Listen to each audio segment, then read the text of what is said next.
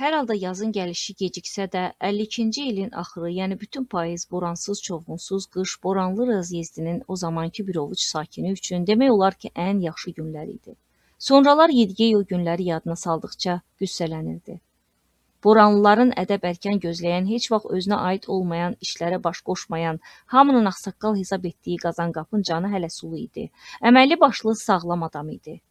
Onun sabit canı Kumbeldəki internatda oxuyurdu. O vaxt Kutubayovgil sarı özəkdə əməlli kök salmışdılar.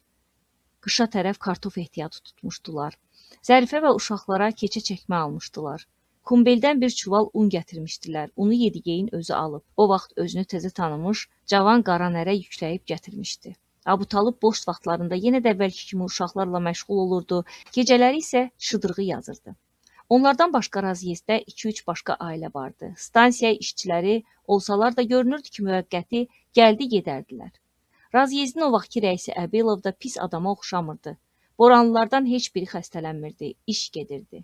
Uşaqlar böyüyürdü, yolun təmiri də öz vaxtında görülürdü. Sarı özək çöllərinə qəhvəyi payız gəlmişdi.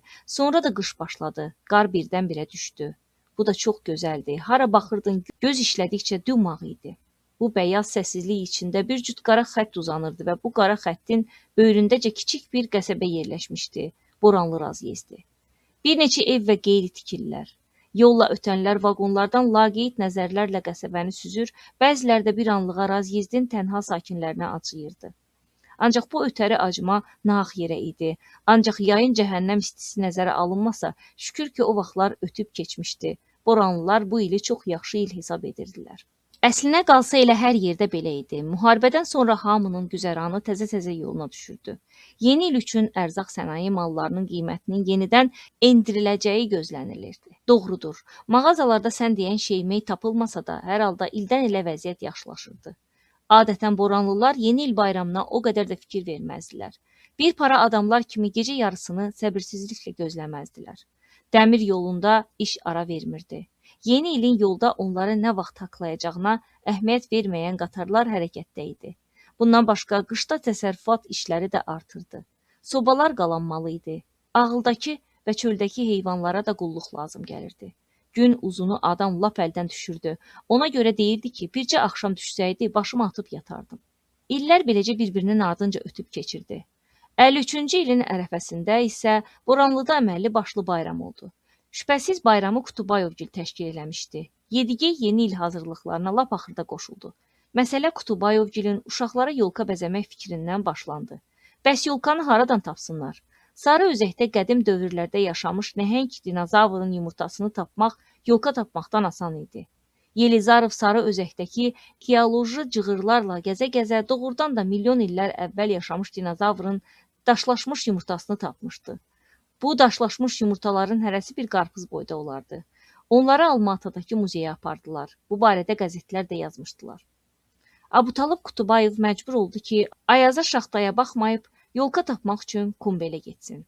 O boyda stansiyaya 5 dənə yolka vermişdilər. Abutalıb stansiyanın yerli komitəsi ilə xeyli danışandan sonra yolkalardan birini Boranlı Razyezdi üçün qopara bilmişdi. Məsələ də elə bundan başladı. Yedigey ambarın yanında Razyezdin rəisindən iş əlcəkləri alırdı. Elə bu vaxt Ayazdan Kurujova kimi qrov tutmuş yük qatarı şaxtalı havaya məxsus bir qıcırtı ilə birinci yolda dayandı. Uzun bir qatar idi. 4 oxlu vaqonların hamısı plomblanmışdı.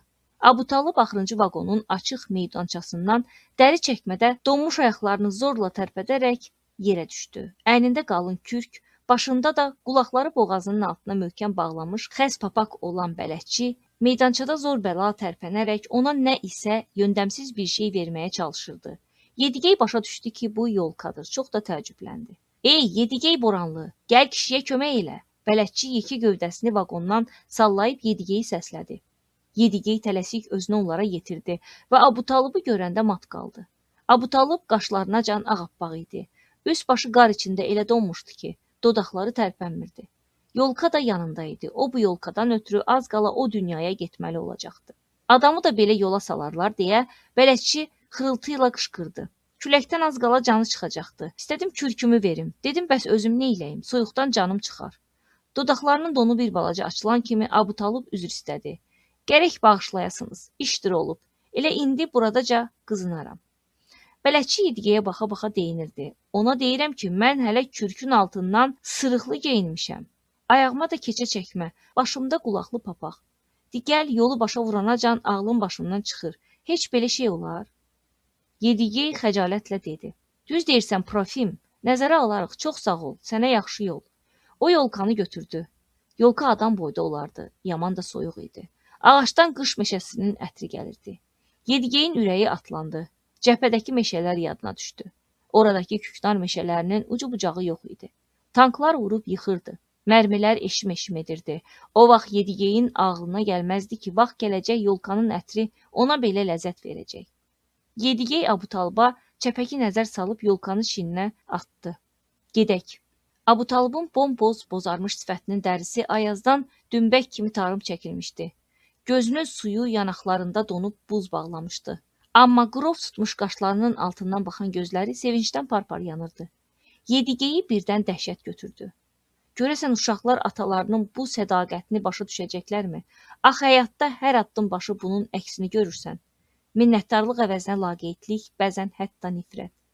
Allah onu bu bəladan saxlasın. Onsuz da kişinin başı qaldadır. Yedigey öz-özünə fikirləşdi. Yolkanı hamıdan qabaq Qutubayovun böyük oğlu Daul gördü. O sevincindən çığırıb özünü baraka soxdu. Oğlanın içəri girməyi ilə Zərifə ilə Ermək özlərini bayıra atdılar. Yolka, yolka, yolkaya bax, yolkaya. Daul çığıra-çığıra yolkanın dövrəsində atılıb düşürdü. Zərifə də ondan geri qalmırdı. Nə əcəb tapa bildin, nə yaxşı oldu. Heç demə, Ermək hələ bu vaxta qədər yolka görməyibmiş. O gözlərini Yedigeyin əlindəki yolkadan çəkmirdi. Anacan, bu yolkadır, hə? O yaxşı ağacdır, hə? O bizim evdə bitəcək, hə? Yedigey başını bulaya-bulaya Zərifəyə dedi. Ruslar demişkən, bu yolki-palkidən ötürü ərin az qalmışdı ki, donub buza dönsün. Tez çək onu içəri, biraz qızışdırıb donunu açaq. Əvvəlcə çəkmələrini çıxarmaq lazımdır. Çəkmələr donub yapışmışdı Abutalbın ayaqlarına. Hərə bir tərəfdən yapışıb, ayaqqabıları onun ayağından dartanda Abutalıb ağrıdan dişlərini kilitləyib sifətini qırışdırır, hərdən də özünü saxlaya bilməyib zarıyırdı. Uşaqlar xüsusi canfəşanlıq eləyirdilər. Onlar qalın göndən tikilmiş ağac çəkmələrdən yapışıb, şaxtanın dondurub daş kimi bərkitdiyi çəkmələri atalarının ayaqlarından necə gəldi çəkib çıxarmağa çalışırdılar. Axırda anaları onları qovdu. Uşaqlar, siz çəkilin, mane olmayın, özüm çıxardaram. Amma Yedigey etiraz edib yavaşcadan dedi. İşin olmasın Zərifə, qoy zəhmətə alışsınlar. O daxilən hiss edirdi ki, Abutalıb üçün ən böyük mükafat uşaqlarının məhəbbəti və onun ağrılarına şərik olmalarıdır. Deməli daha adam olublar, deməli ağılları bir şey kəsir. Kiçik oğlunun hərəkətləri xüsusilə gülməli idi. Ermək nədənsə atasına Atika deyirdi. Heç kəs onun səhvini düzəltmək istəmirdi. Çünki insan dilindəki ən ilkin sözlərdən biri olan bu sözün deyilişini o özü dəyişmişdi. Atika, Atika deyə o qıpqırmızı pörtərək vurnuxurdu. Onun buruq saçları pırpızlaşmışdı. Gözləri nə isə lazımi bir iş görmək şövqü ilə yanırdı. Təhər tövrü də elə ciddi idi ki, adamın lap gülməyə gəlirdi. Elə bir şey eləmək gərəkdi ki, uşaqlar öz arzularına çata bilsinlər. Yedigey bunun yolunu tapdı. Çəkmələrin artıq istidən donu açılmağa başlamışdı. İndi onları Abutalıba əziyyət vermədən çəkib çıxarmaq olardı. Gəlin, keçin arxama, uşaqlar, gəlin qatar kimi dartaq. Daul, gəl sən məndən yapış. Ermək, sən də yapış Dauldan. Abutalıb məsələni başa düşüb, sobanın tüstüsündən gözləri yaşarmış halda razılıqla başını tərpədib gülümsündü. Yedigey gəlib Abutalыбın qarşısında oturdu. Uşaqlar da onun arxasına keçdilər. Elə ki, bir-birindən yapışıb hazırlaşdılar, Yedigey çəkmələri çıxarmağa başladı. Hə, uşaqlar, bərk yapışın, ikiniz də birdən çəkin. Tək bacara bilmərəm, gücüm çatmaz. Daul, çək, Ermək çək, bərk, biraz da bərk. Uşaqlar gücləri gəldikcə dartır, kömək eləməyə çalışırdılar. Zərifə də azarkeşlik eləyirdi. Yedigey özü qəsdən gücənir, güya çəkməni çıxara bilmirdi. Buna görə də axır ki, çəkmənin birini çıxaranda uşaqlar sevinə-sevinə qışqırışdılar. Zərifə tez ərinin üstünə cumub yun yaylıqla ayağını ovuşdurmaq istədi. Ancaq Yedigey hamını qabaqlayıb saxladı. Hə, uşaqlar, ay ana, bəs ikinci çəkməni kim çıxaracaq? Yoxsa deyirsiniz, bir ayağı yalın qalsın, bir ayağı çəkməli? Elə yaxşıdır. Nədənsə hamı səs-səsə verib güldü. Hamı yerə yıxılıb uğunurdu. İllah ki, Abutalıb. Sonradan buranlı Yedigey Dəhşətli bir sirri başa düşmək üçün dəfələrlə öz-özünə fikirləşirdi. Kim bilir, bəlkə də elə həmin dəqiqələrdə Boranlıdan çox-çox uzaq yerlərdə Abutalıb Qutubayevin adı yenidən pırtlayıb kağızlarda üzə çıxmışdı və həmin kağızları alan adamlar bu kağızların əsasında nə bu ailədə, nə raziyezdə heç kəsin nə ağlına gələ bilən, nə də yuxuda görə biləcəyi bir məsələni həll edirdilər. Bəla qəfildən gəldi. Əlbəttə, Yedigey belə-belə işlərdə biraz təcrübəli, biraz da çox bilmiş olsaydı, məsələdən baş çıxarmasaydı da, hər halda onu dumanlı da olsa duyar, narahat olardı. Nədən narahat olmalıydı axı? Məsələ burasında idi ki, həmin ilin axırına yaxın sahə müfəttişi raziyezdə gələrdi. O cədvəl üzrə stansiyaları, raziyezləri bir-bir gəzərdi. Gələr bir-iki gün qalar, maaşın necə verildiyini, materialların necə sərf edildiyini yoxlar və başqa belə-belə işlərlə maraqlanandan sonra raziyezdir rəisi və fəhlələrdən biri ilə gördüklərini aktlaşdırar, sonra da səmtinə düşən qatara minib gedərdi. Axı raziyezdə nə iş ola bilərdi ki? Bəzən elə Yedigeyin özü də belə yoxlama aktlarına qol çəkərdi. Bu dəfə müfəttiş Boranlıda 3 gün qaldı. Gecələri razyezdin əsas binası olan növbə evində qalırdı. Burada həm telefon, həm də rəisin kabinet adlandırdığı otaq vardı. Razyezdin rəisi Əbilov yüyürə-yüyürə çaynikdə ona çay daşıyırdı. Yedigey də gəlib müfəttişə baş çəkdi. Kişi oturub tüstülədə kağızları yoxlayırdı. Yedigey elə bilirdi ki, gələn əvvəlki tanışlardandır. Amma gördü ki, yox, bu dəfə gələn təzə adamdır. Qırmızı yanaq, seyrək dişli, çal, gözlüklü bir adam idi. Nə isə sürüşkən və güləş bir şey sezilirdi gözlərində. Onlar axşamdan xeyli keçmiş bir də rastlaşdılar. Yedigey növbəni təhvil verib qaydanda gördü ki, müfəttiş növbətçi evinin qabağındakı fənərin altında gəzişir. Başında çal papaq vardı. Paltosunun çal dərili yaxalığını qaldırıb, fikir içində papirosunu tüstülədə gəzir. Ayağının altındakı qumu xırtıldadırdı. Axşamınız xeyir, deyəsən papiros çəkməyə çıxmısınız. Kağızlar yorub sizi deyəsən. Yedigey qayğı ilə maraq göstərdi. Hə, elədir, deyə müfəttiş gülümsündü. Ağırdır, yenə də gülümsündü. Yedigey də ədəb gözləyib təsdiq etdi. Aydın məsələdir. Sabah səhər gedirəm, müfəttiş bildirdi. 17-ci gələndə dayanacaq, minib gedəcəm. Bir də gülümsündü. Səsi boğuq çıxırdı, elə bil istəmədən zorla danışırdı. Gözlərini isə qıyıb diqqətlə baxırdı. Yedigey Cangəldin sizsiniz deməli? Bəli, mənəm. Mən hiss eləmişdim. Müfəttiş seyrək dişləri arasından güclü bir tüstü burumu fıskırtdı. Keçmiş cəbhəçi. 44-cü ildən raziyezdə işləyirsiniz. Dəmir yolçular sizə Boranlı deyirlər. Bəli, doğrudur, deyə Yedigey sadəlöflüklə cavab verdi. Bir tərəfdən müfəttişin onun haqqında belə çox bilməyi Yedigeyə xoş gəlirdi. Digər tərəfdən təəccüblənirdi ki, belə dəqiq məlumat bunun nəyinə lazımdır ki, yadında saxlayıb. Görünür, Yedigeyin nə fikirləşdiyini hiss edib, müfəttiş yarı təbəssümlə sözünə davam etdi. Mənim hafizəm yaxşıdır. Axı mən də sizin Qutubayov kimi yazıram, deyə o başının hərəkəti ilə Qutubayovgilin evini göstərib tüstünü o tərəfə fıskırtdı. Yenə də həmişəki kimi pəncərənin qabağında oturub yazı yazan Qutubayevin başı görünürdü. 3 gündür fikir verirəm, elə hey yazır. Başa düşürəm, elə mən özüm də yazıram. Amma mənimki şeirdir, şeir yazıram. Demək olar ki, hər ay deponun çox tirajlı qəzetində çap olunuram. Orada ədəbiyyat dərnəyimiz var. Rəhbəri mənəm. Bir dəfə 8 mart bayramında vilayət qəzetində çap olunmuşam. Bu ildən may bayramında. Onlar sustular. Yedigey sağollaşıb ayrılmaq istəyəndə müfəttiş yenə danışmağa başladı. O, Yugoslaviyadan yazır. Vallah, düzünü bilmirəm, deyə Yedigey cavab verdi. Deyəsən orada partizanlıq edib axı. Uşaqlar üçün yazır. Bilirəm, Əbilovdan soruşmuşam. Dediyindən belə çıxır ki, deyəsən bir müddət müəllimlik də eləyib.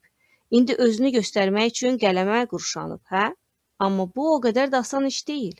Mən də böyük bir əsər üzərində düşünməyə başlamışdım.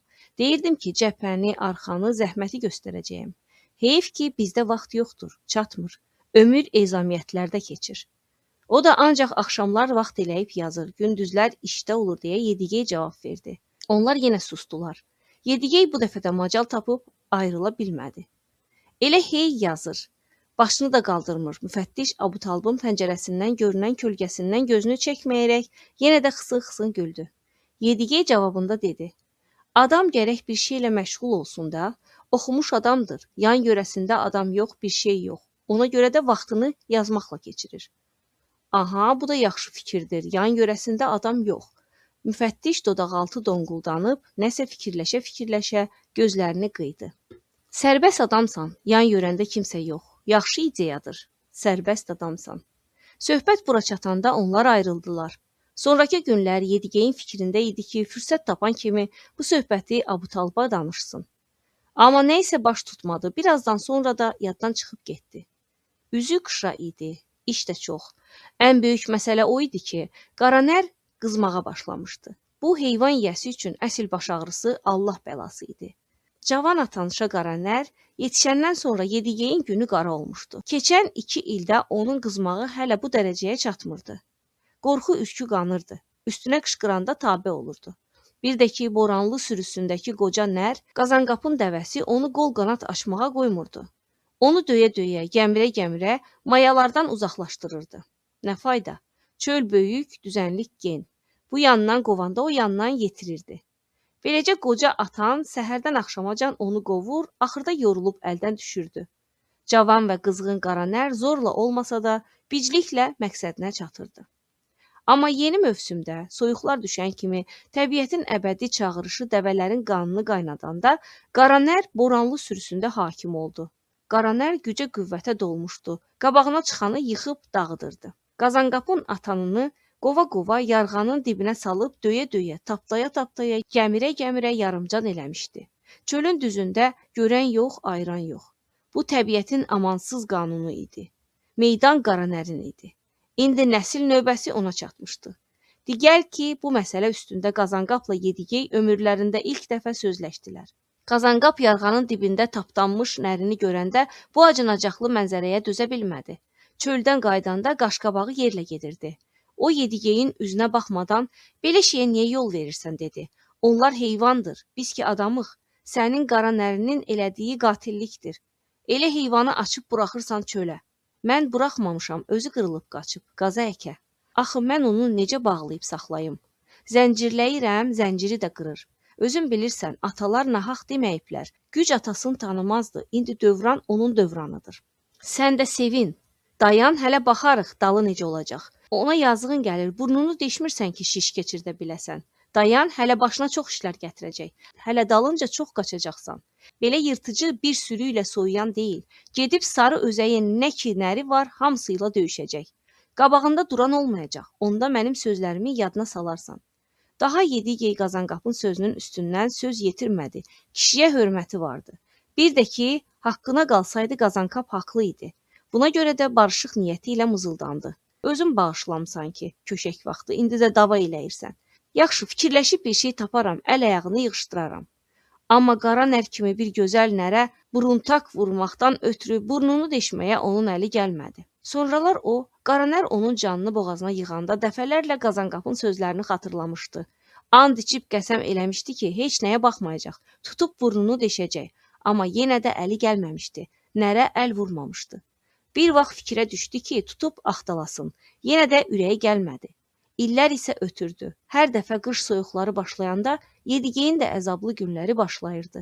Qızıb çöllərə düşmüş Qaranəri axtarmağa gedirdi. Elə o qışda Qaranərə görə yadında qalmışdı. O Qaranəri sakitləşdirib, dəvə təzədən qaçmasın deyə, ağılı bərkitməklə məşğul olanda yeni il bayramı da gəlib çatdı. Kutubayevgil yolka bəzəməyə hazırlaşırdılar. Bu, boranlı uşaqları üçün böyük hadisə idi.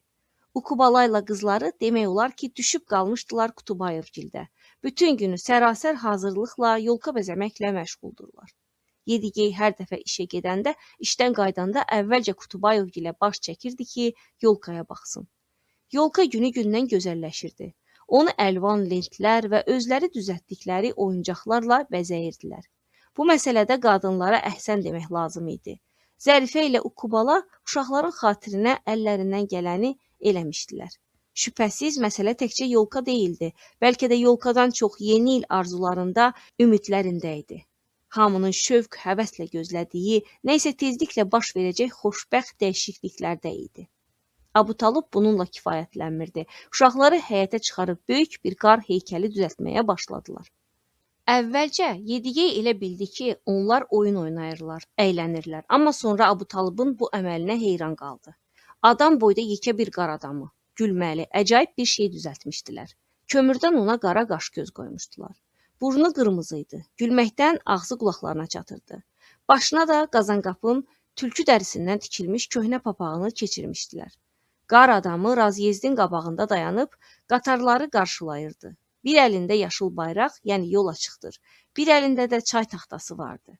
Taxtanın üstündə yeni 1953-cü iliniz mübarək sözləri yazılmışdı.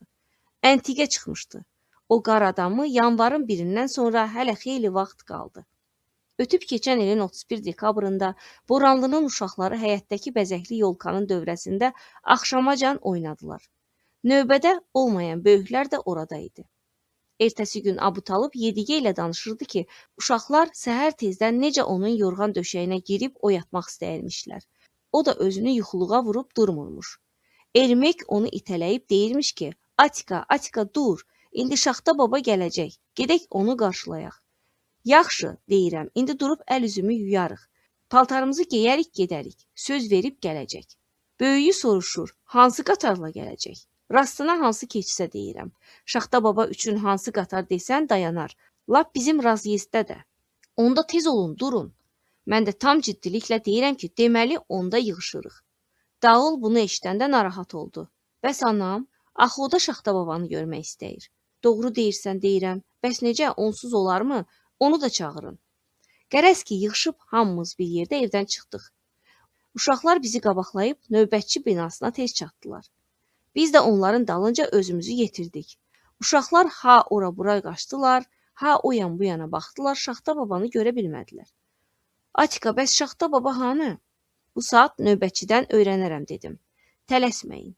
Girdim növbətçinin otağına. Dünəndən orada Şaxta babadan məktub, bir də bir bağlama gizlətmişdim. Çıxan kimi cumdular üstümə. Nə oldu Atika? Bilirsinizmi dedim. Şaxta baba sizə məktub qoyub. Budur, baxın.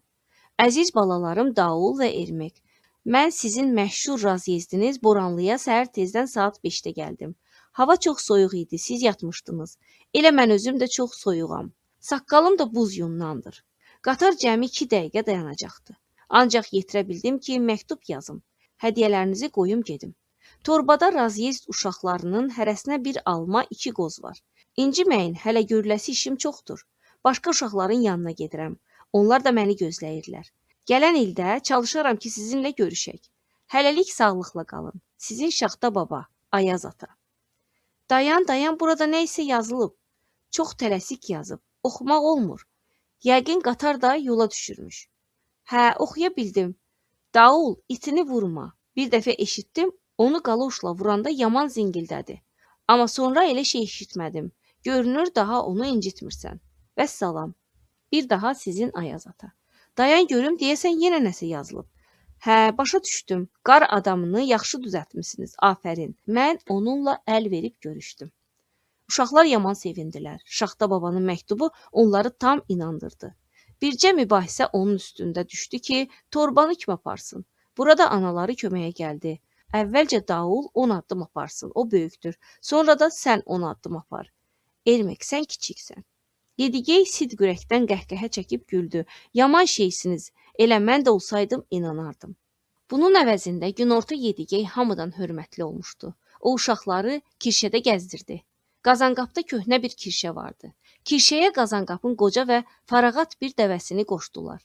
Bu dəvə boyunduruqda yaxşı gedirdi. Söz yox, qaranəri belə işlərə yaxın qoymaq olmazdı. Dəvəni qoşub dəstə ilə yola düşdülər. Səs küydən qulaq batırdı. Yedigey sürücü yerində oturmuşdu. Uşaqlar hərəsi bir tərəfdən dürtülür, onun yanında oturmağa çalışırdılar. Hamısı da bir ağızdan çığırırdı. Qov, bərk sür, sür! Abutalıbla Zərifə kirşənin yanınca qaçır, eniş yerlərdə kirşənin qırağında otururdular. Razyezddən 2 kilometr aralanandan sonra təpənin ətəyindən dönüb enişlə geri qayıtdılar. Qoşqu dəvəsi tövşüyürdü, ona biraz dinclik vermək lazım idi. Gözəl gün idi. Sarı üzəyin göz işlədikcə və qulaq dinlədikcə uzanan dümağ düzlərində dərin bir sakitlik vardı. Hara baxırdınsa qar örtüyü altında gizlənmiş enişli yoxuşlu düzənli çöllər idi. Sarı üzəyin üstündəki səma qış gün ortasına donuq və kövrək bir işıq saçırdı. Xəfif külək qulaqları sığallayıb qıdıqlayırdı. Qənşərdəki dəmir yolunda bir-birinə qoşulmuş İki baca ilə tövşüyən paravozun çəkdiyi sarı qəhvəyi rəngdə uzun bir yük qatarı yaxınlaşırdı. Paravozların bacasından çıxan tüstü sakit havada üzərək həlqə-həlqə yayılıb əriyirdi. Semafora yaxınlaşanda irəlidəki lokomotiv güclü və sürəkli bir fit verdi. Səsində bir xəbər varmış kimi fit 2 dəfə təkrar olundu. Qatar dayanmadan ötüb keçdi. Dəmir yoluna qısılmış 5-6 ev geridə qaldı. Yenə də hər tərəf sakitliyə qərq oldu. Heç bir hərəkət filan yox idi. Bircə boranlı daxmalarının bacalarından çıxan tüstülər vurulurdu. Hətta bayaqki kirşə gəzintisindən qızışıb pörtmüş uşaqlar da susub kirimişdilər. Zərifə yalnız ərinin eşidə biləcəyi bir səslə dedi. Nə qədər gözəl, necə də qorxuncdur. Düz deyirsən, Abutalıb da eyni səslə təsdiq elədi. Yedigey başını çevirmədən onlara çəpəki nəzər saldı. Onlar yanaşı dayanmışdılar, yamanca da bir-birinə oxşayırdılar. Yedigeyə aid olmasa da, Zərifənin yavaşdan, lakin aydın dediyi sözlər ona toxundu. O birdən-birə başa düşdü ki, Zərifə bacalarından buruq-buruq tüstü çıxan bu evlərə necə də qüssə və qorxu ilə baxır. Lakin çox təəssüf ki, Yedigeyin əlindən heç nə gəlmirdi. Çünki dəmir yoluna qısılmış bu evlər onların hamısı üçün yeganə məskən idi. Yedigey qoşqu dəvəsini hayladı, bir-iki qırmanc çəkdi və onlar geri raziyezdə tərəf hərəkət etdilər. Yeni il gecəsi ərəfəsində axşam boranlıların hamısı Yedigey ilə Ukubalanın başına toplaşmışdılar. Bunu hələ bir gün qabaq Ukubala ilə Yedigey qərara almışdı. O gün Ukubala, Kutubayovgil bizdən sonra gəldilər dedi. Yolka bəzəyiblər. Bizə Allah özü buyurub ki, onlardan geri qalmayaq. Daha keçib, simicilik eləməyək. Arvadının bu təklifindən Yedigey çox sevindi. Doğrudur, hamı iştirak eləyə bilməyəcəkdi. Bəziləri növbədə idi, bəziləri isə axşam işləyəcəkdilər. Qatara nə var ki, qatarlar öz işlərindədir. Nə bayram bilirlər, nə iş günü. Qazanqap ancaq məclisin başlanğıcında otura bildi. Axşam saat 9 üçün o xəttə çıxdı. Elə Yedigeyin özü yanvarın 1-i səhər saat 6-dan iş başında olmalı idi. İş işdir. Buna baxmayaraq məclis çox gözəl alındı. Hamının kefi kök idi. Gündə 10 dəfə görüşməklərinə baxmayaraq, hamı uzaq yerdən gələn qonaq kimi geyinib keçinmişdi. Ukubala lap açılışıb cürbəcür yeməklər hazırlamışdı. İçki də vardı, araq, şampan şərabı. İstəyən üçün keçən ildən hələ südü kəsilməmiş dəvələrin südündən şubat da hazırlamışdılar. Bu dəvələri Qazanqapın yorulmaq bilməyən arvadı bikə sağırdı. Ancaq bayram birinci badələr içiləndən, mahnılar başlanandan sonra bayrama oxşadı. Daha istədiyin kimi keyf eləyə, hər gün görüşüb tanıdığın adamlarla ünsiyyətdə olub, onlarda yeni-yeni keyfiyyətlər görə bilərdin. Çünki bayramın xüsusiyyətlərindən biri də odur ki, bayram adamları dəyişir, elə bir onları yeniləşdirir. Bəzən bunun əksinə də olur. Ancaq burada yox, boranlıların arasında yox. Sarı üzəkli olasan, özü də davakar adama yovuşmaz. Belə şey ola bilməz. Yedigey bir balaca hallanmışdı, amma bu hal ona yaraşırdı. Ukubala o qədər nigarançılıq çəkməsə də, hər halda ərinə xatırladırdı. Yadından çıxmasın, sabah səhər 6-da işə çıxmalısan. Aydındır Uku, bildim, deyə o cavab verdi. O, Ukubalanın boynunu qucaqlayıb mahnı oxuyurdu. O elə bir halətdə idi ki, ağıl aydınlığı ilə hisslərin coşğunluğu bir-birinə xətər yetirmədən uzaqlaşırdı. Yedigey oxuya-oxuya xoşallıqla qonaqlara baxır, hamının üzünə gülürdü. Çünki arxayındı, bilirdi ki, qalanları da özlərini onun kimi yaxşı hiss edir. O vaxtlar boranlı Yedigey, qaraqaş, qarabığ, parlaq, qonur gözlü, saf dişləri sədəf kimi cərgələnmiş gözəl bir kişi idi. O vaxt ən güclü təsəvvürə malik olan adamlar onun qocalanda necə olacağını deyə bilməzdilər. O hamıya diqqət yetirməyə macal tapırdı. Artıq kökəlməyə başlamış mehriban bikənin çiynindən vurub deyirdi ki, sən bütün boranlıların anasısan. Onu sağlığına badə qaldırıb, onun simasında Amudərya sahillərində yaşayan Qaraqalpaq xalqının şərəfinə içirdi. Onun ürəyini alırdı ki, Qazanqapın məclisi vaxtsız tərk edib işə getməyindən fikir çəkməsin. Bikə də gülə-gülə deyirdi ki, onsuz da zəhləmi töküb. O axşam Yedigey öz Ukubalasını tam adı ilə çağırırdı. Ukubalası, yəni bayquş balası, bayquş bala. Qərəz ki, hamı üçün xoş və səmimi söz tapırdı. Bu yığcam məclisdəkilərin hamısını özünə doğma bacı-qardaş hesab eləyirdi. Hətta sarı özəkdə kiçik bir vəzifədə işləməyi özünə sığışdırmayan raziyez rəisi Əbilova da onun rəngi ruhu qaçmış, bu yaxınlarda Kumbeldəki stansiya doğum evinə getməli olacaq Zaha arvadı Səkinəyə də eyni gözlə baxırdı. Yedigey ürəkdən inanırdı ki, ayrı cür ola da bilməz. O, məhz doğma adamlarının arasındadır. Hətta oxuyanda hərdən gözlərini yumub, bir ailə kimi onun evinə yığışmış bir ovuc adamı sarı özəyin qar basmış intihasız çölündə təsəvvürünə gətirəndə bunun həqiqət olduğuna inanırdı. Amma düzünə qalsa hamıdan çox Abutalıbla Zərifə üçün darıxırdı. Ər-arvad buna dəyərdi. Zərifə həm oxuyurdu, həm də tez-tez dəyişən mahnıların melodiyasını tutub mandalinada çalırdı. Onun çox təmiz və şaqraq səsi vardı. Abutalıb isə sinədən gələn dərin və həzin bir səslə oxuyurdu. Onlar avazla, məlahətlə oxuyurdular. İllah ki, tatar ahəngini. Onlar bu mahnıları değişmə tərzində oxuyurdular. Mahnının əsasını onlar oxuyur, yerdə qalanlar da nəqarət tuturdular. Onlar bir xeyli qədim və yeni mahnılar oxusalar da yorulmaq bilmir, əksinə daha da qızışırdılar. Deməli belə çıxırdı ki, qonaqların əhvalı yaxşıdır. Abutalıb və Zərifə ilə üzbəüz oturan Yedigey gözünü onlardan çəkmir, baxdıqca ürəyi axa-axa fikirləşirdi ki, onları göz açmağa qoymayan acı taleləri olmasaydı, bunlar gərək həmişə belə olaydılar. Yayın qızmarında Zərifənin saçları kökünəcən bozarırdı. Özü də yanğından çıxmış kösöv kimi gündən qaralıb partlamış dodaqlarının qanı axırdı. İndi isə tamam tanınmaz olmuşdu. Qara gözləri par-par yanırdı. Təmiz və hamar Asiyalı sifəti ona xüsusi gözəllik verirdi. Onun ovqatını hər şeydən çox qaşları biruzə verirdi. Qədim mahnılar qanadlandıqca qaşları gah yay kimi gərilir, gah da kədərlə düyünlənirdi. Abutalıb da oxuduğu sözlərin hər birini qeyd etməyə çalışaraq onları xüsusi hissiyatla tələffüz edirdi. Yəhərin açdığı yağır yeri tək, silinməz könlümdən surətin sənin. Zərifə barmaqlarını simlərin üstündə gəzdirir, yeni il gecəsinə toplaşan bu məhrəm məclisdə melodiyanı inlədirdi. O sanki mahnıya qarışıb üzürdü. Yedigeyə elə gəlirdi ki, Zərifə haradasa uzaqlarda, əynindəki ağ yaxalı bənövşəyi toxunma koftada, sarı üzəyin qarlı çöllərində, əlində mandalina, sinə dolusu nəfəs alaraq azad və sərbəst addımlarla qaçır. O yürüdükcə qaranlıq çəkilir, sonra uzaq dumanlıqda qeyb olur. Təkcə mandalinanın səsi eşidilir. Sonra birdən o boranlıları yadına salıb düşünür ki, onsuz da bu adamların halı pis olacaq. Yenə geri stolun dalına qayıdıb mahnısını davam etdirir. Sonra Abutalıb partizanlıqda necə əllərini bir-birinin çiyninə qoyub, ayaqlarını ata-ata yallı getdiklərini göstərdi. Abutalıb oynaq bir serb mahnısı oxuyur. Zərifə də mandalinada çalıb ona kömək eləyir. Qalanlar da oplə deyə yallı gedirdilər. Sonra yenə içdilər, badə toqquşdurdular, bir-birini yeni il münasibəti ilə təbrik etdilər. Gələn gəldi, gedən getdi. Razyezdin rəisi Zaha arvadı ilə hələ rəqslər başlamamışdan getmişdi. Gecə bu minvalla yavaş-yavaş ötüb keçirdi.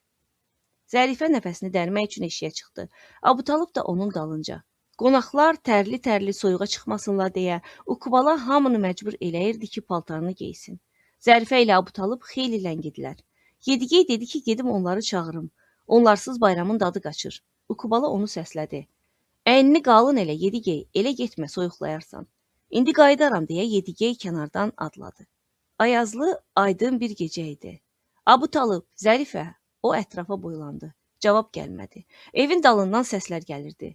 Bilmədi neynəsin, çaşıb qaldı. Geri qayıtsın, ya ki əksinə gedib onları evə qaytarsın.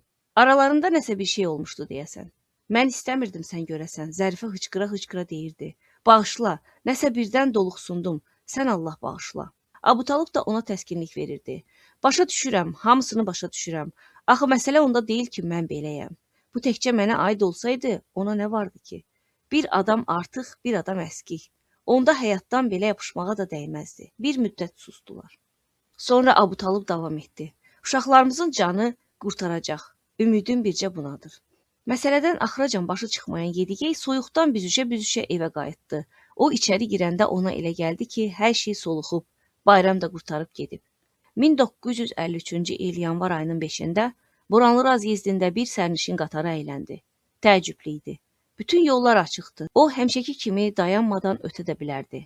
Qatar cəmi dəqiqə yarım ləngidi. Görünür ki, bəs eləmişdi. Ayaqlarında eyni biçimli xrom çəkmələr olan 3 adam vaqonlardan birinin pilləsindən enib düz növbətçi binasına tərəf yönəldi.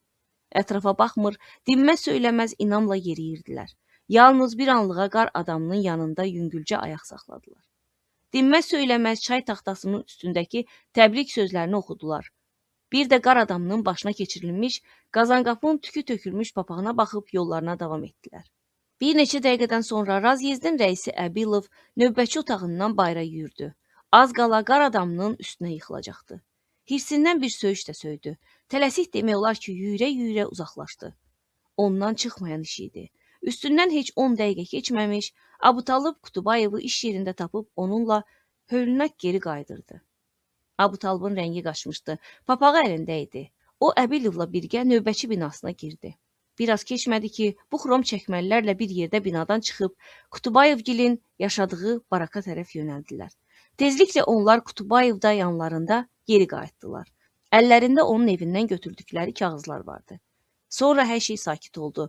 Daha növbətçilər binasından nə çıxan oldu, nə də girən. Olan əhvalatı Yedigeyə Ukubala çatdırdı. O, Əbilovun tapşırığı ilə özünü təmir işləri aparılan 4-cü kilometrə çatdırdı. Yedigeyi kənara çəkib dedi: Abutalıbı dindirirlər. Kim dindirir, bilmirəm. Gəlmə adamlardır. Əbilov dedi ki, bəlkinə durmasalar, yeni ildə Abutalibgillə bir yerdə olduğumuzu deməyəsən. Bunda nə var ki? Bilmirəm, məndən xahiş elədi ki, sənə çatdırım. Özü də tapşırdı ki, saat 2 üçün yerində olasan. Səndən də nəsə soruşacaqlar. Abutalib barədə. Nə soruşacaqlar? Mən nə bilim, Əbilov lap özünü sözünü itirmişdi, dedi. Tez özünü yetir Yedigeyə. Mən də yetirdim. Yedigey saat 2-də onsuz da evlərinə fasiləyə gedirdi. Yolda elə evlərində də hey fikirləşirdi ki, görəsən nə olub? Bir cavab tapa bilmirdi. Bəlkə keçmişi üçün, əsirlikdə olduğu üçün idi. Çoxdan yoxlayıblar, qurtarıb gedib. Daha nə ola bilər? Nə isə daxilində bir həyəcan, narahatlıq duydu. Ərişdədən bir-iki qaşıq götürüb qabı kənara itələdi. Saata baxdı. 2-yə 5 dəqiqə qalmışdı. Madam ki, deyiblər 2-də, deməli 2-də də getməlidir. Evdən çıxanda gördü ki, Əbilov razyez binasının qabağında var-gəl eləyir. Çox da incik, əzgin və dilxor görünürdü. Nə olub?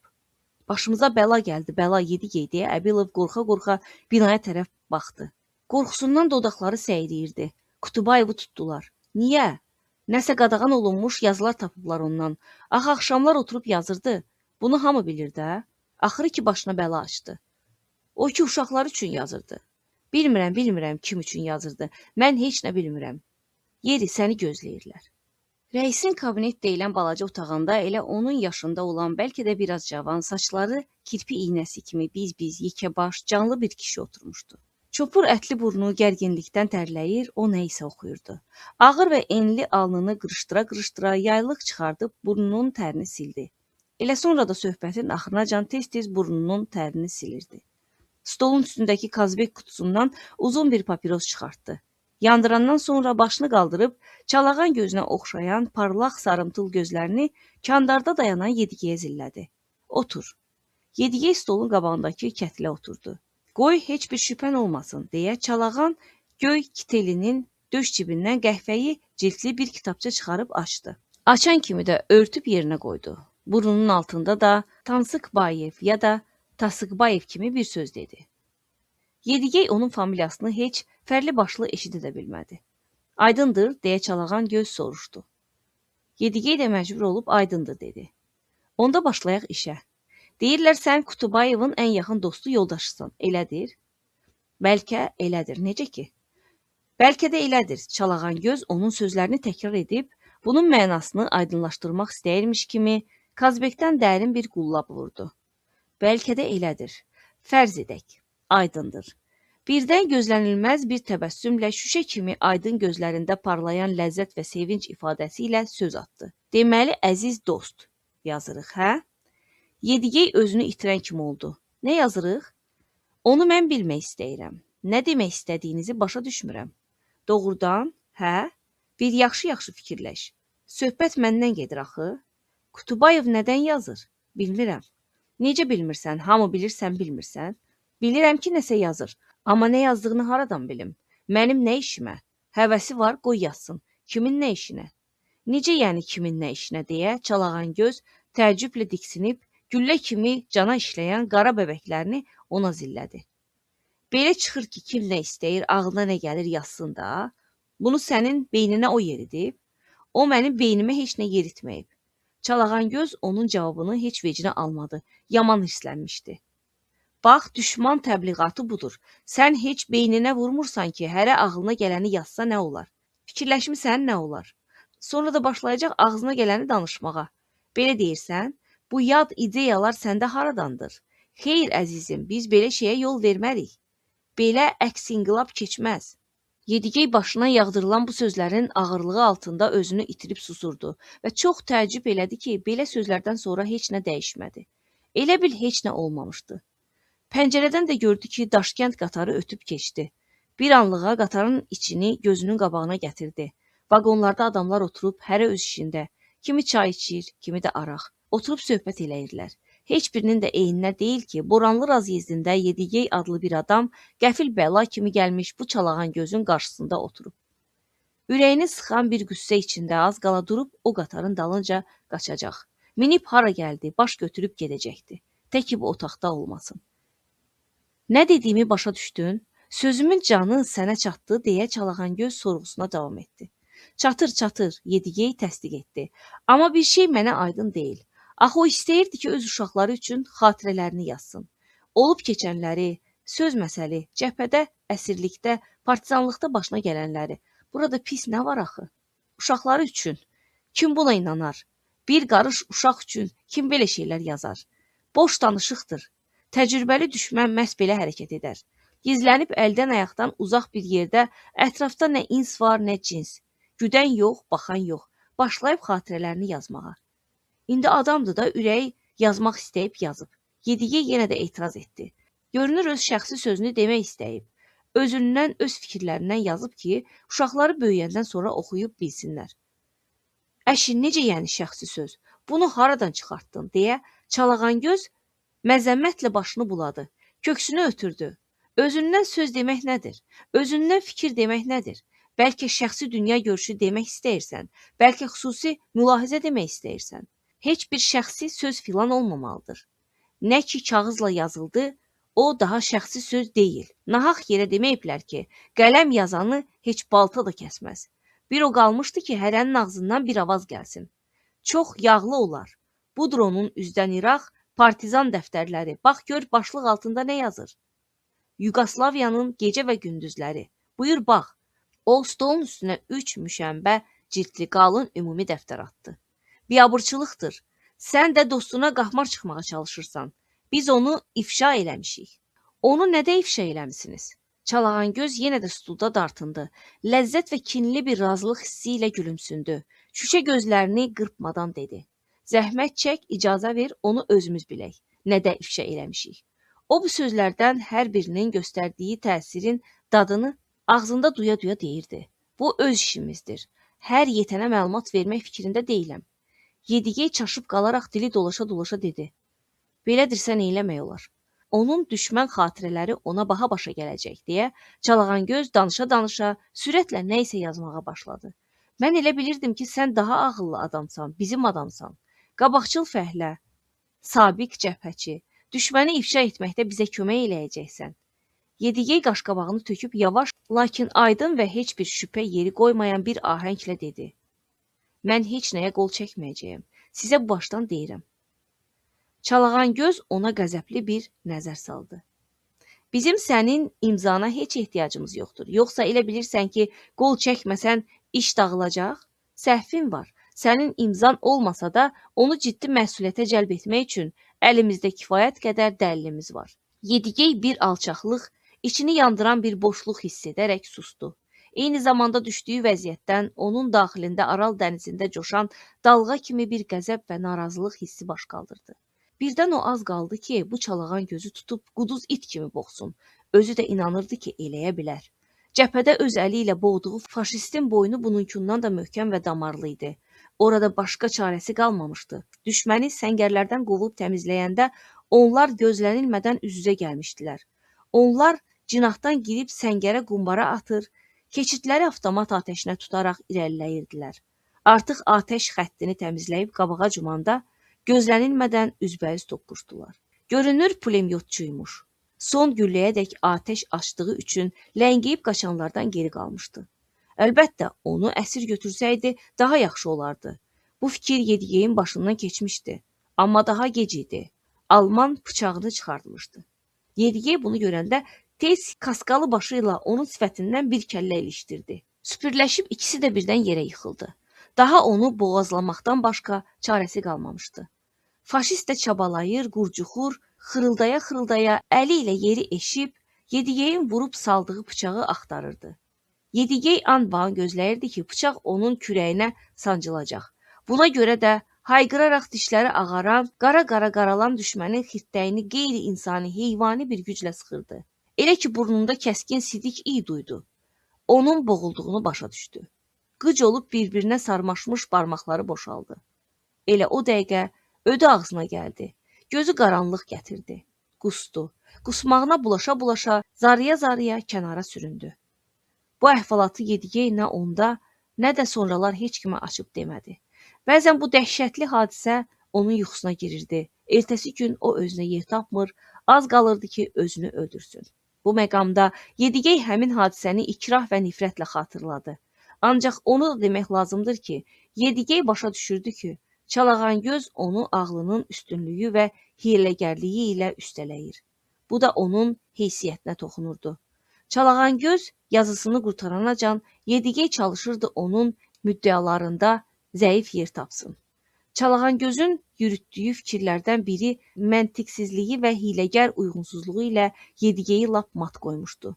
Düşmən xatirələr üstündə adamı necə təqsirləndirmək olar?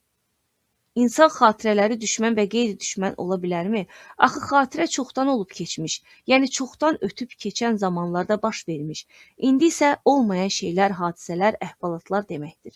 Deməli, adam bir şeyi yadına salırsa, onu vaxtı ilə olduğu kimi yadına salır. Mən bir şey bilmək istəyirəm. Yedigey boğazı həyəcandan qurusa da özünü məcbur eləyib, sakit səslə soruşdu. Bax, sən deyirsən ki, o özü bilə-bilə sən müraciət elədi ki, Çalağan-göz bilsin ki, ondan qorxub eləyən yoxdur. Yedigeyi sarı özəkdən o yana sürməyəcəklər ki. Bax, sən deyirsən ki, o bir də təkrar etdi. Düşmən xatirələr. Bunu necə başa düşək? Məgər xatirənin düşməni ya qeyri-düşməni ola bilər?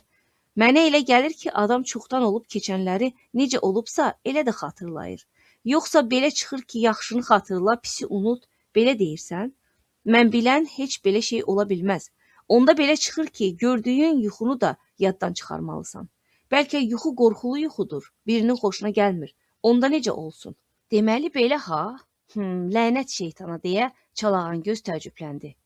Fikir yürüdürsən, mübahisə eşqinə düşmüsən. Deyəsən buranın filosofusan.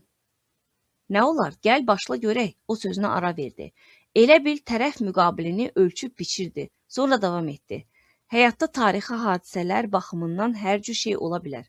Ancaq nə olsun ki, nə olub və necə olub? Əsas məsələ odur ki, keçmişdə olanları şifahi və xüsusilə yazılı surətdə xatırlayanda indi bizə lazım olan kimi, indi tələb olunan kimi xatırlamalısan. Buna əməl eləmirsənsə, deməli düşməncəsinə hərəkət etmiş olursan. Mən razı deyiləm, Yedigey etiraz elədi. Elə şey ola bilməz. Sənin razılığına heç kəsin ehtiyacı yoxdur. Bunu mən söz gəlişi dedim. Sən soruşursan, mən də lütf edib izah eləyirəm. Əslinə qalsa mən səninlə belə-belə söhbətlər eləməməliyəm. Yaxşı, keçək mətləbə. De görüm, Kutubayev açıq söhbət zamanı tutaq ki, içki məclisində zadda sənin yanında ingilis adları çəkməyib. Çalağan-gözün bu sözləri Yedigeyi təəccübə saldı. Bu nə deməkdir? O deməkdir ki, Çalağan-göz Abu Talibin partizan dəftərlərindən birini açdı. Altından qırmızı qələmlə çəkilmiş yerləri oxudu. Sentyabrın 27-sində bizim mövqələrimizə İngilis nümayəndəliyi gəlmişdi. Bir polkovnik, 2 də mayor. Biz onların önündən rəsmi marşla keçdik. Onlar bizi salamladılar. Sonra komandirlərin çadırında ümumi nahar təşkil edildi. Nahara bizi də, yəni Yugoslavlarla bir sırada döyüşən əcnəbi partizanları da dəvət elədilər. Məni polkovniklə tanış edəndə o mənim əlimi nəzakətlə sıxıb, tərcüməçi vasitəsilə haradan gəldiyimi və bura necə düşdüyümü soruşdu. Mən başıma gələnləri qısaca nəql etdim. Mənə də şərab süzdülər. Onlarla bir yerdə içdim. Sonra yenə xeyli söhbət etdik. İngilislərin sadəliyi və ürək açıqlığı çox xoşuma gəldi. Polkovnik dedi ki, xoşbəxtlikdən onun öz sözü ilə desəm, Allahın rizasıdır ki, biz hamımız Avropada faşizmin əleyhinə birləşmişik. Bu olmasaydı Hitlerlə mübarizə daha ağır olacaqdı. Pərakəndə düşmüş xalqlar üçün bəlkə də faciə ilə nəticələnə bilərdi və ilaxır. Çalağangöz sitatı oxuyub qurtarandan sonra dəftəri kənara çəkdi. Kazbekdən də damağına qoyub alışdırdı. Susub bir-iki qullab vurandan sonra sözünə davam etdi. Belə çıxır Kutubayev orada İngilis polkovnikinə etiraz eləməyib. Deməyib ki, Stalinin duxası olmasaydı, onlar Avropada nə qədər çalışıb çapalasaydılar, nə qədər partizanlıq filan eləsəydilər də qələbə mümkün olmayacaqdı. Belə çıxır ki, o Stalin yoldaşı heç fikrində də tutmayıb. Bu sənə çatır ya yox? Bəlkə də deyib, Yedigey Abutalibı müdafiə eləməyə çalışdı. Görünür yazmağı yaddan çıxarıb. Hanı, harada deyilib? Sübut eləyə bilməzsən. Bundan başqa da biz yoxlamışıq. Kutubayev 45-ci ildə Yugoslav Partizan birləşməsindən qaydanda yoxlama komissiyasından keçəndə verdiyi ifadə ilə bu yazıları tutuşdurmuşuq. O orada İngilis nümayəndələri barədə heç nə deməyib. Deməli burada natəmiz bir şey var. Kim zəmanət verə bilər ki, o İngilis kəşfiyyatı ilə bağlı olmayıb. Yenə də Yedigey ağırlaşdı, ürəyi ağrıdı. O işdən baş çıxara bilmirdi. Başa düşə bilmirdi ki, Çalağangöz məsələni hara əyir. Kutubayev sənə heç nə deməyib, bir fikirləş İngilis adı çəkməyib, biz bilməliyik görək o İngilis nümayəndələri kim olub. Bu çox vacibdir. Onların adları necə olur? Misal üçün John, Clark, Smith, Jack. Ömrümdə eşitməmişəm. Çalağangöz qaşqabağını töküb fikrə getdi. Görünür Yedigey ilə görüşünün bir çox tərəfi onu açmırdı. Sonra o oğrun səslə soruşdu. Deyirlər o məktəb açıbmış, uşaqları öyrədirmiş. Nə məktəb canım deyə Yedigey özünü saxlayıb güldü. Onun 2 oğlu var, mənim də 2 qızım, vəssalam. Bu da sənin məktəbin. Böyüklərin hərəsinin 5 yaşı, kiçiklərin də 3. Uşaqların getməyə bir yeri yoxdur. Hara baxırsan çöl biyaban. Uşaqların başını qatırlar. Deməli tərbiyə verirlər. Hər nəsə müəllim olublar, ər də, arvad da. Nə bilim, oxuyurlar, şəkil çəkirlər, uşaqlara hesab, yazı pozu öyrədirlər. Bu da məktəb. Bəs mahnı? Nə mahnı oxuyurdular? Cürbəcür uşaq mahnıları, nə bilim, yadımda deyil. Bəs uşaqlara nə öyrədirdi, nə yazırdılar? Hərflər, adi sözlər. Məsələn, necə sözlər? Axı, nə bilim, yadımda deyil. Budur, bax, belə sözlər. Çalağangöz kağızları araşdırıb üstündə uşaq cızmaqarası olan 1-2 vərəq çıxardı. Budur onların yazdıqları ilk sözlər. Kağızın üstündə uşaq xətti ilə bizim ev sözləri yazılmışdı. Görürsən, uşağın yazdığı ilk sözləri bizim ev. Bəs niyə yazmır bizim qələbə? İndi bizim dilimizdə fikirləş görək hansı söz olmalıdır? Bizim qələbəmiz olmalıdır. Düz demirəm? Onun ağlına niyə belə söz gəlmir? Qələbə və Stalin ayrılmazdır. Yedigey nə deyəcəyini bilmədi, amma bu əhvalatdan özünü o dərəcədə alçalmış hesab etdi ki, ağlı söz kəsməyən bir tikə uşaqlara sərf etdikləri vaxt və o qədər zəhmət üçün Abutalib Zərifəyə elə yazığı gəldi ki, qəzəbindən cürətlənib dedi. Ona qalsa hamıdan əvvəl gərək bizim Lenin yazaq. Hər halda Lenin birinci yerdə durur. Çalağangöz gözlənilməz zərbə almış adamlar kimi bir anlığa nəfəsini qısdı. Sonra sinəsindəki tüstünü burnundan buraxa-buraxa ayağa qalxdı. Görünür, var-gəl etmək ehtiyacı duymuşdu. Ancaq belə dar otaqda necə gəzəsən? O kəskin və aydın bir səslə cavab verdi. Biz Stalin deyəndə Lenin düşünürük. Bunu deyib, yürəndən sonra yüngül nəfəs alan adamlar kimi barışdırıcı bir ahənglə sözünü tamamladı. Yaxşı, belə hesab edək ki, aramızda belə söhbət olmayıb. O təzədən yerinə keçib oturdu. Yenə də onun daş kimi donuq sifətində çalağan kimi sarıya çalan şüşə gözləri işıldayırdı. Əlimizdə məlumat var ki, Kutubayev uşaqların internat məktəblərində oxumasının əleyhinə imiş. Bu barədə nə deyə bilərsən? Deyirlər, söhbət sənin yanında olub. Bu məlumat sizdə hardandır? Bunu sizə kim deyib? Yedigey mat qalmışdı. O dəqiqə ağlına gəldi ki, bütün təqsirlər Raziyezdin rəisi Əbilovdadır. O çuğullayıb. Çünki bu söhbət onun yanında olmuşdu. Yedigeyin verdiyi bu sual Çalağangözü yaman hirsləndirdi. Bura bax, bayaq sənə qandırdım ki, məlumat haradandır, kimdəndir, özümüz bilərik. Biz heç kimə hesabat vermirik. Saxla bunu qulağımda. Danış görək o nə deyirdi. Nə deyirdi axı? Qoy bir yadıma salım. Deməli məsələ belədir. Bizim Raziyezdin Ağsaqqalı Qazanqapın oğlu Kombel stansiyasındakı internat məktəbində oxuyur. Məlum məsələdir, oğlan uşağıdır, biraz nadinçliyi də var. Hərdən yalanı da. O dəfə də sentyabrın 1-də Sabitcanı məktəbə hazırlamağa başladılar. Atası onu dəvəyə mindirib apardı. Uşağın anası, deməli Qazanqapın arvadı Bikə, başladı uşağın dalınca ağlayıb gileylənməyə ki, güya uşaq internata gedəndən sonra lap yad olub gedib. Daha əvvəlki kimi evlərinə, ata-anasına ürəkdən bağlı deyil. Kəmsavad arvaddır. Bir yandan balasını buraxmaq istəmir, o biri tərəfdən də oxutturmaq istəyir. Yaxşı, bunları bildik, deyə Çalağan-göz onun sözünü kəsdi. Onda Qutubayev nə dedi? O da bizim yanımızda idi. Dedi ki, ana balanı ürəyi ilə hiss eləyir. İnternat təhsili çarəsizlikdəndir. İnternat uşağı bir növ ailədən, atadan, anadan ayırır. Ayırmasa da uzaqlaşdırır. Qərəz ki, çox çətin məsələdir. Hamı üçün çətin məsələdir. Onun üçün də, elə başqaları üçün də. Mən onu başa düşürəm. Bizim uşaqlar da böyüyür. İndidən canımı dərd alıb, görəsən nə təhər olacaq? Bundan nə çıxacaq? Əlbəttə yaxşı deyil. Bu barədə sonra Çalağan-göz onu saxladı. Deməli o deyirdi ki, Sovet internatı pisdir, hə? O demirdi Sovet internatı. Eləcə internat deyirdi. Bizim internat Kumbeldədir. Ona mən də deyirəm ki, pisdir. Bunun məsələyə dəxli yoxdur. Kumbel də Sovet ittifaqındadır. Yedigey Çalağan-gözün onu dolaşdırmaq istədiyini görüb özündən çıxdı. Necə yəni məsələyə dəxli yoxdur? Lap yaxşı var. Demədiyin sözü adamın ayağına niyə yazırsan? Ona qalsa elə mən də o fikirdəyəm. Raziyezdə yaşamasaydım, başqa bir yerdə olsaydım, uşaqların birini də internata verməzdim. Bəli, mən də belə fikirləşirəm. Onda necə olsun? Fikirləş, yaxşı fikirləş. Çalağan-göz yenə də onun sözünü kəsdi. Balaca fasilədən sonra yenə də davam etdi. Çox gözəl. İndi də gəl nəticə çıxardaq. Belə çıxır ki, o kollektiv tərbiyənin əleyhinədir, eləmi? Əleyhinə zada deyil. Yedigey dözməyib cavab qaytardı. Kişiyə niyə böhtan ataq? Belə də şey olar. Bəsdir, bəsdir, qurtar deyə Çalağan-göz onun dediklərini eyninə almayıb izahat verməyi belə lazım bilmədi. İndi məni başa sal görüm, Danenbay quşu adlı dəftər nə deməkdir? Qutubayevin dediyinə görə onu Qazanqapın dilindən yazıb. Sən də iştirak eləmsən, elədir? Elədir ki, var, deyə Yedigey biraz dirçəldi. Bu güya sarı özəkdə olmuş bir əhvalatdır. Söz məsəli əfsanədir. Bu yaxınlıqda Nayman qəbristanlığı var. Vaxtilə Nayman qəbristanlığı olub. İndi ümumi qəbristanlıqdır. Adına Anabeyt deyirlər. Manqurt oğlu tərəfindən öldürülmüş Nayman ana həmin qəbristanlıqda bastırılıb. Yaxşı, bəsdir. Biz özümüz oxuyub baxarıq, görək o quşun altında nə yatır. Çalağan-göz öz-özünə danışırmış kimi donquldanır, beləliklə də münasibətini bildirirdi. Donenbay quşu, yaxşı fikirləşiblər.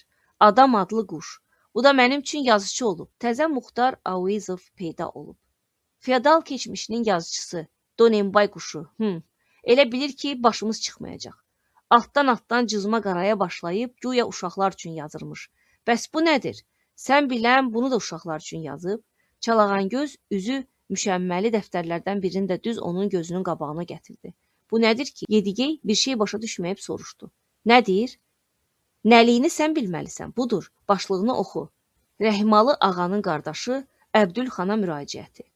Hə, düzdür, o da əfsanədir deyə Yedigey təsdiq etdi. Olan şeydir. Qocalar o əhvalatı bilirlər. Çalağan-göz bu dəfə də Yedigeyin sözünü ağzında qoydu. Narahat olma, mən də bilirəm. Qulağıma çatıb. Səfihlənmiş kaftar bir qoca 19 yaşlı bir qıza vurulur. Burada yaxşı nə var ki? Belə çıxır ki, o Qutubayev nəinki düşməndir, həm də əxlaqsız adamdır. Sən bir gör o biabırçılığı necə səlqə-səhmanla yazıb. Yedigey qızarıb pörtdü. Utandığından yox əksinə içi başdan başa qəzəblə dolmuşdu. Çünki Abutalıba qarşı bundan böyük böhtan ola bilməzdi. Buna görə də hirsini boğa-boğa dedi. Bilirsən nə var? Bilmirəm sən öz yerində necə böyük adamsan, amma belə şeylərdə Abutalıba sataşma. Təki Allah hamını onun kimi ata eləyərdi, ər eləyərdi. Burada pəpə yeyəndən məmə yeyənəcən kimdən soruşsan sənə deyər. Burada bizi barmaqla saymaq olar. Biz bir-birimiz barədə hər şeyi bilirik. Yaxşı, sakit ol. Görürəm hamımızın beynini dumanlandırıb deyə Çalağan-göz cavab verdi. Düşmən həmişə maskalanır. Biz də onu ifşa edirik. Qurtardıq, gedə bilərsən. Yedigey qalxdı. Papağını geyinmək bəhanəsi ilə ayaq saxladı. İndi onun işi necə olacaq? Bu cızma qaradan ötürü kişini tutub basacaqsınız. Necə olacaq? Çalağan-göz yerindən sıçradı. Ay kişi, bir də təkrar eləyirəm. Bunun sənə dəxli yoxdur. Düşməni təqib etmək, onunla necə rəftar etmək, nə kimi cəza vermək öz işimizdir.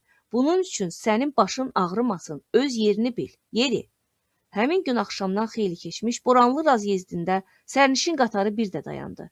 Ancaq bu qatar əks tərəfə gedirdi. Bu qatar da çox ləngimədi, 2-3 dəqiqə. Abutalıb Qutubayevi özləri ilə aparan o 3 nəfər xrom çəkməli, Qaranlıqda birinci yolun qabağında durub qatarı gözləyirdi. Biraz kənarda isə Əbutalıbı onlardan sipər kimi ayıran çiyin-çiyinə dayanmış enli kürəklərin arxasında boranlılar yığışmışdılar. Uşaqlarla Zərifə, Yedigey ilə Ukubala. Bir də ki, qatar yarım saat gecikdiyi üçün irəli-geri vurnuxan, rəzalətlə alçalan raziyezd rəisi Əbilov. Ona nə dəxli vardı? Dursana yerində kirimişcə. Əbutalıbda tapılmış üzüqara əfsanələrin ucbatından çağırılıb dindirilmiş Qazanqap isə o vaxt yol dəyişmək üçün iş başında dayanmışdı. Əbutalıbı sarı özəkdən uzaqlara aparmaq üçün gəlməli olan qatarı o öz əli ilə birinci yola yönəltməli idi. Bikə Yedigeyin qızları ilə evdə qalmışdı. O çəkməli adamlar soyuqdan qorunmaq üçün paltolarının yaxasını qaldıraraq gərgin bir vəziyyətdə susub, kürəkləri ilə Əbutalibin qarşısını kəsib dayanmışdılar. Onunla vidalaşmağa gələn boranlılar da susurdular. Əsən külək yerin qarını xışıltı və incə fitə bənzər bir səslə sovururdu.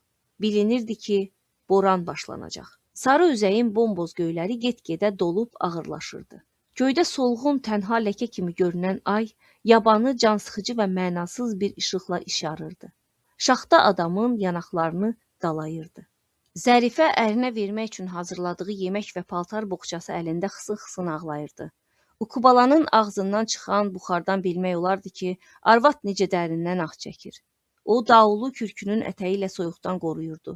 Davul deyəsən nəsə duyub şübhələndiyi üçün Ukubala xalasına sıxılıb dururdu. Ermekin işi hamıdan çətin idi.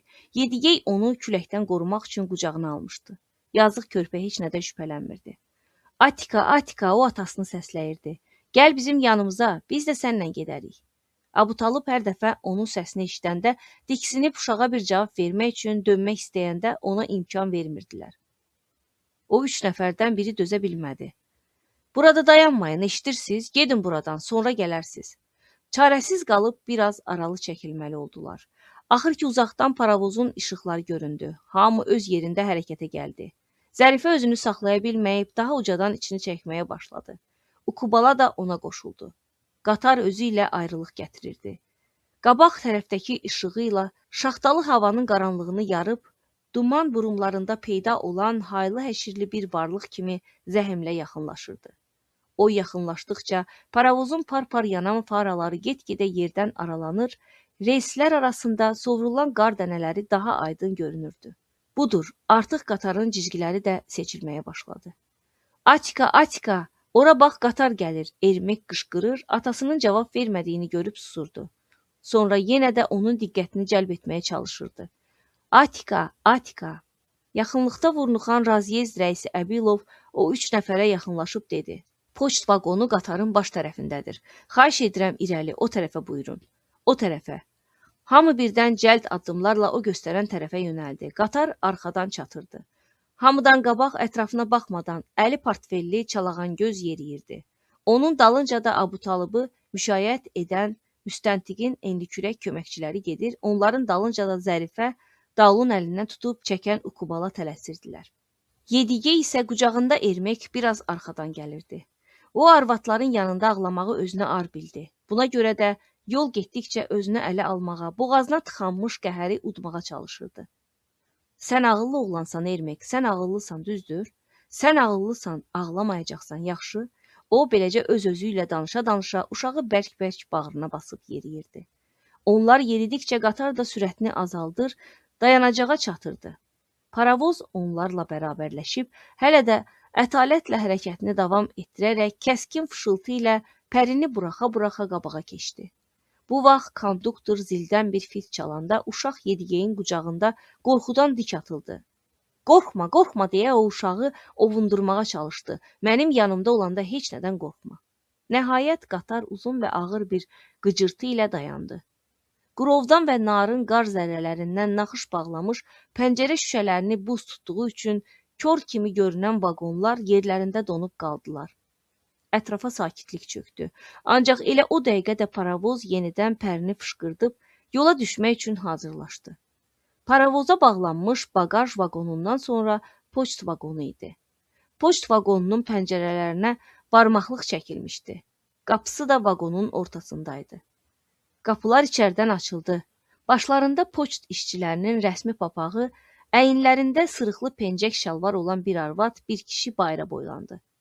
Əlində fənər tutan arvad, deyəsən vəzifədə böyük idi. Dolu, gərdənli döşlü bir arvad idi. Arvad hamını görə bilsin deyə fənəri başının üstünə qaldırdı. Sizsiniz, gözləyirik, yer hazırdır. Hamıdan əvvəl əlində böyük portfel tutan çalağan göz qalxdı. Yerdə qalan 2 nəfər də səs-səsə verib tələsdirməyə başladılar. Tez olun, ləngitməyin. Tezliklə qayıdacağam. Bu səhvdir, anlaşılmazlıqdır, deyə Abutalıb tez-tez təkrar edirdi. Gözləyin, bu yaxınlarda qayıdaram. Ukubalanın dözümü çatmadı. Abutalıb uşaqlarla görüşüb vidalaşanda hönkürtü çəkib ağlamağa başladı. O, əhvalatdan ağlı bir şey kəsməyən, qorxudan özlərini itirmiş uşaqları qucaqlayıb, basmarlayır, üz gözlərindən öpə-öpə nə isə deyirdi. Paravoz pərini qızdırıb hazır dayanmışdı. Bütün bu hadisələr əl fənərinin işığı altında baş verirdi.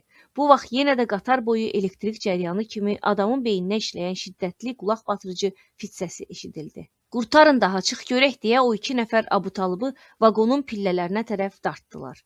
Son anda Abutalıbla Yedigey macal tapıb bərk-bərk qucaqlaşdılar. İslaq tüklü yanaqlarını bir-birinə sıxıb bir an donub durdular. Abutalıb onun qulağına pıçıldadı. Onlara dənizdən danış. Bu sözlər onun son sözləri oldu. Yedigey başa düşdü. Abutalıb demək istəyirdi ki, Yedigey onun oğullarına Aral dənizindən danışsın. Onları itələyib bir-birindən ayrıldılar. Qurtarın görək, tez olun, tezmin, tez ol. O 2 nəfər çiyinləri ilə daldan itələyə-itələyə Abutalıbı vaqona dürtdülər. Ayrılığın dəhşətli mahiyyəti bundan sonra uşaqlara çatdı. Onlar səs-səsə verib ağlaya-ağlaya qışqırmağa başladılar. Ata, ata, Atika, atacan. Yedigey qucağında Ermək özünü vaqona tərəf atdı. Fənərli arvad ətli çiyinləri ilə qapının qabağını kəsdi. Yedigeyi gücü gəldikcə sinəsindən itələyib çığırdı. Hara, hara, rəhmətliyin oğlu. Uşaqlar ağlaşmağa başlayanda Yedigeyin nələr çəkdiyini, ürəyinin necə ağrıdığını heç kim bilmirdi. Bilmirdi ki, Yedigey çalağan gözü yolda öz əli ilə boğmaq üçün Abutalыбın yerinə özü getməyə hazırdı. Çıxın, gedin, durmayın burada. Gedin buradan, gedin deyə fənərli arvad çığırırdı. Onun qatı, təmbəki və soğan iyi verən nəfəsi Yedigeyin burnuna doldu. Əlindəki bağlama Zərifənin indi yadına düşdü. O yürüb bağlamanı vaqona atdı. Verin ona yeməkdir. Poçt vaqonunun qapısı örtüldü. Sakitlik çöktü. Paravoz fit verib tərpəndi. O, çarxlarını qıcırtı ilə hərlədir, şaxtada sürətini ehtiyatla artırırdı. Boranlılar özlərindən asılı olmayaraq qapısı kip bağlı olan vaqonun yanınca gedirdilər. Hamıdan əvvəl Ukubala özünə gəldi. O Zərifəni çəkib sinəsinə basıb saxladı, buraxmadı. Yanlarından ötən və getdikcə sürətini artıran çarxların səsini üstələmək üçün var gücü ilə çığırdı. Daul, getmə, dayan, dur burada. Yapış ananın əlindən. Yedigey isə Ermək qucağında hələ xeyli qatarın yanınca yürüyürdü. Sonuncu vaqon onları ötüb keçəndən sonra dayandı. Qatar getdi. Getdikcə də hərəkətini, yavaşlayan səsini və qırpım çala-çala gözdən itən işıqları özü ilə aparırdı. Axırıncı sürəkli fit səsi eşidildi. Yedigey geri döndü.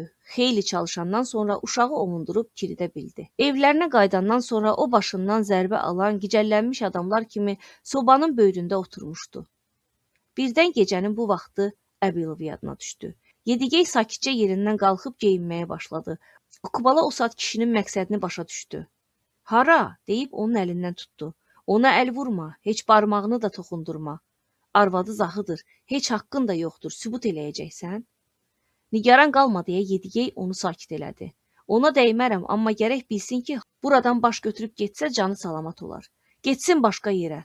Sənə söz verirəm ki, başından bir tük də əskiyi olmayacaq. Arxayın ol.